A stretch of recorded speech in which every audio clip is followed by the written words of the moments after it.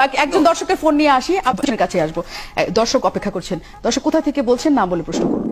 Hello, জি, আসসালামু আলাইকুম। আমার নাম মোহাম্মদ আরিফুল ইসলাম। ওয়ালাইকুম সালাম। জি বলুন। জি, আমি কুমিল্লা থেকে বলছি। আমার একটা বিষয় জানার ছিল আর কি। দর্শক কোথা থেকে বলছেন, নাম বলে প্রশ্ন করুন। কি নাম ঠিকানা তো বললাম, কথা কি শুনেন না? Hello hello hello. আমরা শুনতে পাচ্ছি দর্শক। আচ্ছা আচ্ছা, একটা বিষয় জানার ছিল, সেটা হচ্ছে আপনার যে মাঝে মাঝে টেলিভিশনের টকশোতে বসে ইসলাম বিরোধী যেসব টকশোগুলো করেন, আমি একটুখানি আপনাকে একটু থামাই। আর আমার পুরো বিষয়টাতে শুনবেন নাকি? যে আপনারা মাঝে মাঝে টেলিভিশনের টকশোতে বসে ইসলাম বিরোধী বিরোধী যেসব টকশোগুলো করেন, যেগুলো মুসলমানদের ধর্মীয় নবীতে আঘাত হানে, ঠিক ওই সময় আপনারা মূলত কোন লেভেলের গাঁজা খেয়ে মানে স্টুডিওতে বসেন?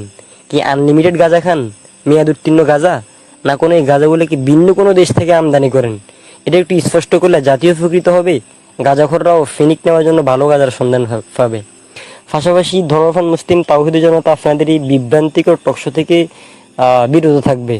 আর হ্যাঁ, মনে রাখবেন, নেক্সট টাইম এ ধরনের ইসলাম বিরোধী যদি কোনো টকশো করেন না, তাহলে জনগণের জুতা ফিটা করার অপেক্ষা থাকবেন।